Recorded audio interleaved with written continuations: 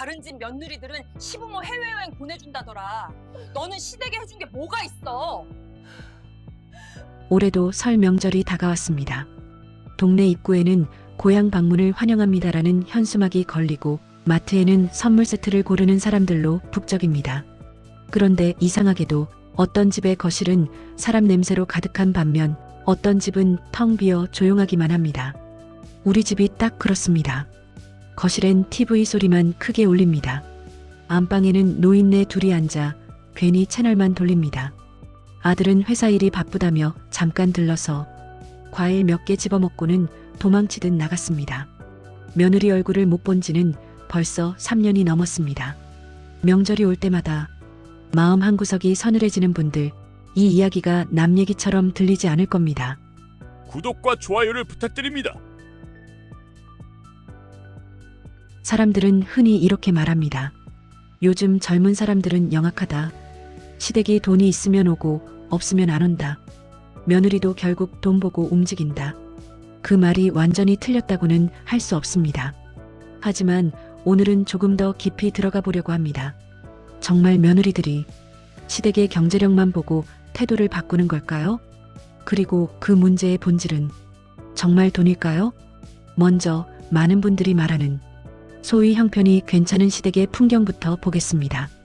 여기서 말하는 형편이 괜찮다는 건 단순히 부자가 아니라 자식에게 집을 보태줄 여력이 있거나 손주 교육비를 조금이라도 지원할 수 있거나 명절마다 용돈을 넉넉히 챙길 수 있는 정도의 경제적 안정감을 말합니다. 이런 집은 명절이 오기 전부터 분위기가 다릅니다. 며느리들은 준비가 빠릅니다. 시어머니가 좋아하는 브랜드를 알아보고 아버님께 드릴 건강식품을 예약합니다. 시댁에 도착해서도 얼굴엔 억지로 만든 미소가 아니라 여유 있는 표정이 있습니다. 어머님, 피부 좋아지셨어요. 아버님, 건강은 좀 어떠세요? 제가 전 부칠게요. 어머님은 앉아 계세요. 이런 말을 들으면 시부모 마음이 얼마나 풀리겠습니까? 그럼 여기서 질문이 생깁니다. 이 며느리는 원래부터 착한 사람일까요? 원래부터 효부였을까요? 물론 그런 경우도 있습니다. 하지만 현실적으로 보면 많은 며느리들이 그렇게 행동하는 이유는 단순합니다. 시댁의 안정감이 내 삶의 안정감으로 이어진다는 걸 알기 때문입니다. 이번 달 생활비가 덜 빠듯해지고 아이 학원비 걱정이 줄어들고 갑자기 돈이 필요할 때 기댈 곳이 있다는 사실이 사람의 마음을 바꿉니다. 그런데 여기서 더 중요한 지점이 있습니다. 형편이 괜찮은 시댁은 며느리에게 잘해주는 경우가 많습니다. 제사상은 마트에서 구입하면 된다. 너희들 시댁에 오느라 힘들었지? 애 보느라 고생 많다. 이런 말 한마디가 며느리의 마음을 확 풀어버립니다. 결국 며느리가 시댁에 잘하는 이유는 돈 때문이기도 하지만 그 돈이 만들어낸 여유와 존중의 분위기 때문인 경우가 많습니다. 반대로 형편이 빠듯한 시댁의 명절 풍경은 분위기부터 다릅니다. 여기서 말하는 빠듯함은 단순히 돈이 없다는 뜻이 아닙니다. 노후 준비가 부족해 자식에게 생활비를 의지해야 하거나 예기치 않은 병원비가 생길 때마다 아들 내외가 해결해야 하는 상황, 즉 경제적으로 도움을 주지 못하는 정도가 아니라 오히려 부담이 되는 상태를 말합니다. 이런 집의 며느리들에게 명절은 휴식이 아니라 출근에 가깝습니다. 가봤자 고생은 고생대로 하고 돌아올 때는 빈손이거나 오히려 돈을 더 쓰고 오는 경우도 있습니다. 며느리는 시댁 대문을 들어서기 전부터 한숨이 나옵니다. 이번엔 또 무슨 얘기가 나올까? 아프다는 얘기가 나오면 어떡하지? 돈 얘기가 나오면 남편이 또 나한테 화풀이 하겠지. 그리고 실제로 이런 말들이 나오죠. 보일러가 고장났는데 수리비가 꽤 나오더라. 요즘 병원비가 너무 비싸다. 옆집 누구네는 며느리가 여행 보내줬다더라. 무심코 내뱉은 이 말들이 대놓고 돈 내놔라는 뜻은 아닐 수 있습니다. 하지만 며느리 입장에서는 그 순간부터 몸이 굳습니다. 왜냐하면 며느리도 이미 알고 있기 때문입니다. 결국 그 부담은 남편에게 가고 남편은 집에 돌아와 그 부담을 아내에게 넘길 가능성이 높다는 걸요. 여기서부터 며느리의 마음은 복잡해집니다. 나도 힘든데, 우리도 대출이 있는데, 왜 늘 우리만 주기만 하지? 이 생각이 시작되는 순간 시댁의 모든 행동이 따뜻하게 보이지 않습니다. 정성껏 싸주는 나물도 감사보다 짐으로 느껴질 때가 있습니다. 그때부터 며느리는 조용히 거리를 둡니다. 애가 학원 때문에요. 제가 요즘 몸이 안 좋아서요. 이번엔 시간이 안 맞아요. 그리고 어느 순간부터는 명절이 와도 발길이 끊깁니다. 여기까지 들으면 많은 분들이 이렇게 생각합니다. 결국 돈이구나. 돈 없으면 며느리도 안 온다. 요즘 세상 무섭다. 그런데요. 여기서 우리가 놓치면 안 되는 게 있습니다. 며느리가 시댁을 피하게 되는 이유는 돈이 없어서가 아니라 돈이 없으면서도 예전 방식의 권위와 희생을 요구하기 때문인 경우가 훨씬 많다는 사실입니다. 제가 실제 사례 하나를 들려드리겠습니다. 결혼 8년 차 며느리 민주 씨 이야기입니다. 민주 씨는 맞벌이를 했고 아이도 키우고 있었습니다.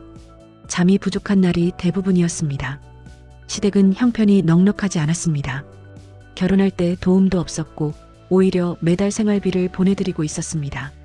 민주 씨는 그걸 억울해하지 않았습니다.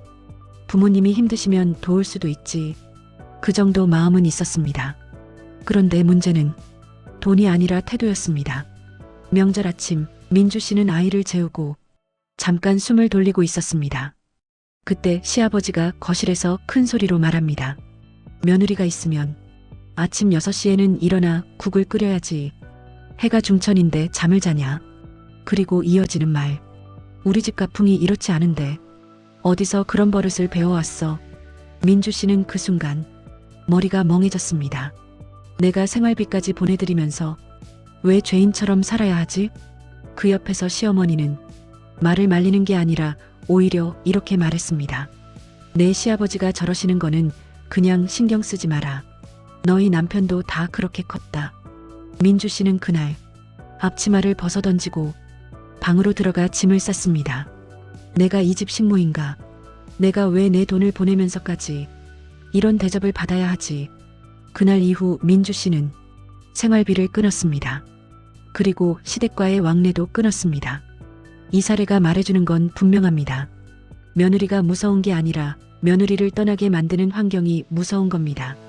돈이 없어서가 아니라 돈도 없으면서 존중도 없었기 때문입니다. 여기서 한 가지 더 냉정한 현실이 있습니다. 형편이 괜찮은 시댁은 며느리에게 함부로 못합니다. 왜냐하면 여유가 있기 때문입니다. 그리고 그 여유는 말투를 부드럽게 만들고 기대치를 낮추고 상대를 사람으로 보게 합니다. 반면 형편이 어려운 시댁은 오히려 더 강하게 어른 대접을 요구할 때가 있습니다. 이게 참 아이러니한데요. 경제적 힘이 없을수록 사람은 마지막 남은 자존심을 권위로 지키려는 경우가 있습니다. 어른 말씀을 들어야지. 며느리는 원래 그런 거야. 시집 왔으면 당연히 해야지. 이 말들이 며느리의 마음을 완전히 닫게 합니다. 며느리의 심리를 조금 더 솔직하게 들여다보겠습니다. 며느리도 사람입니다. 나를 존중해주는 곳에 가고 싶고 내 수고를 알아주는 곳에 가고 싶습니다. 보상이 확실하면 사람은 힘든 줄 모르고 웃습니다. 하지만 희생만 강요받으면 입술이 마르고 속이 타들어갑니다. 예를 들어 이런 상황입니다. 며느리가 용돈을 드리며 말합니다. 어머니, 이번엔 저희도 사정이 좀 있어서 많이 준비를 못했어요. 그때 시어머니가 이렇게 말하면 어떨까요? 괜찮다. 너희도 힘든데 뭘 이런 걸 해오니? 오느라 고생했다. 내가 미안하다. 이 한마디면 며느리는 마음이 무너집니다. 아, 우리 시어머니는 사람이다. 나를 이해해주는구나. 그럼 돈이 없어도 며느리는 다시 옵니다. 그런데 반대로 이렇게 말하면 어떨까요? 그래, 옆집 누구네는 이번에 아들이 큰돈 줬다던데. 이 말 한마디면 며느리는 마음속에서 결론을 냅니다. 여긴 내가 아무리 해도 부족하겠구나. 내가 계속 죄인으로 살아야겠구나. 그리고 발길을 끊습니다. 시청자 여러분, 여러분은 어떤 쪽이 더 아프게 느껴지시나요? 돈이 없다는 사실 자체보다 돈이 없으면서도 상대를 인정하지 않는 태도, 그게 더 사람을 지치게 합니다. 여기서 저는 며느리 편만 들고 싶은 마음은 없습니다. 솔직히 말하면 요즘 며느리들 중에도 시댁을 지나치게 계산적으로 대하는 사람이 있습니다. 받을 게 없으면 안 가고 줄 게 많으면 갑자기 친절해지고 시댁을 보험처럼 보는 사람도 있습니다. 그런 경우도 분명 존재합니다. 하지만 문제는 그런 며느리를 욕한다고 해서 우리 집의 명절이 바뀌지 않는다는 겁니다. 명절이 바뀌려면 우리가 바꿀 수 있는 걸 바꿔야 합니다. 그리고 우리가 바꿀 수 있는 건 돈이 아니라 태도입니다. 돈은 갑자기 생기지 않습니다. 하지만 말 한마디는 오늘부터 바꿀 수 있습니다. 특히 시니어 세대가 꼭 기억해야 하는 한 가지가 있습니다. 요즘 며느리들이 시댁에 가장 민감하게 반응하는 건 돈이 아니라 부당함입니다. 돈도 못 받았는데 희생하라 한다. 도와주지도 않으면서 간섭한다. 존중은 없는데 예절만 강요한다. 이 조합이 나오면 며느리는 마음이 돌아섭니다. 그리고 그 피해는 결국 아들에게도 갑니다. 아들은 중간에서 찢어집니다. 부모님이 불쌍하고 아내도 힘든 걸 압니다. 그러다 결국 어느 쪽에도 좋은 사람으로 남지 못합니다. 명절마다 아들은 사람이 아니라 전쟁터의 중재자가 됩니다. 그래서 저는 오늘 이 영상에서 한 가지를 제안하고 싶습니다. 만약 우리 집이 경제적으로 넉넉하지 않다면 우리는 다른 종류의 능력을 키워야 합니다. 바로 사람을 편하게 해주는 능력입니다. 이 말 한마디는 용돈 수십만 원보다 효과가 큽니다. 애야, 우리가 해준 것도 없는데 명절마다 오느라 고생이 많다. 이번엔 오지 말고 너희끼리 맛있는 거 사 먹어라. 내가 미안하고 고맙다. 이 말은 며느리의 마음을 열어버립니다. 반대로 이런 말은 아무리 돈이 있어도 사람을 떠나게 만듭니다. 시집 왔으면 당연하지. 며느리가 할 일을 왜 안 하냐? 어른이 말하면 들어야지. 옆집 며느리는 더 잘하더라. 이 말은 관계를 망치는 독입니다. 가족의 의미는 주고받는 계산기에 있지 않습니다. 서로의 형편을 헤아리고 부족하면 부족한 대로 마음을 채워주는 데 있습니다. 명절 음식은 전이 아니라 말입니다. 전은 사 먹어도 되지만 상처는 사서 없앨 수 없습니다. 만약 며느리가 우리 집을 편하게 생각하게 만들고 싶다면 전 부치는 법을 가르치기 전에 그 아이의 지친 어깨를 먼저 다독여야 합니다. 너는 우리 집 사람이니까 해야지. 이 말 대신 도와줘서 고맙구나. 너 덕분에 집안이 밝아졌다. 힘들었지. 이렇게 말해보세요. 그리고 마지막으로 가장 현실적인 조언 하나 드리겠습니다. 명절에 며느리가 안 온다고 아들만 붙잡고 화내지 마십시오. 아들은 이미 가장 힘든 위치에 있습니다. 그 대신 조용히 전화 한 통을 해보십시오. 올해는 친정 가서 푹 쉬어라. 내가 그동안 내 생각만 했구나. 미안하다. 이 짧은 통화가 관계를 다시 시작하는 열쇠가 될 수 있습니다. 변화는 젊은 사람에게서 시작되지 않습니다. 가족에서 변화는 항상 어른이 먼저 시작해야 합니다. 우리가 먼저 바뀌면 며느리도 언젠가 우리를 가족으로 받아들입니다. 오늘 이야기가 누군가를 비난하기 위한 영상이 아니라 서로를 조금 더 이해하기 위한 작은 계기가 되었으면 좋겠습니다. 명절이 가까워질수록 마음이 시린 분들께 이 영상이 조금이라도 위로가 되길 바랍니다. 긴 이야기 들어주셔서 감사합니다. 오늘 영상이 마음에 남으셨다면 구독과 좋아요로 응원해주세요. 여러분의 가정에 이해와 존중이 깃드는 따뜻한 명절이 되시길 진심으로 바랍니다. 다음 영상에서도 더 깊고 현실적인 이야기로 찾아뵙겠습니다. 시청해주셔서 감사합니다.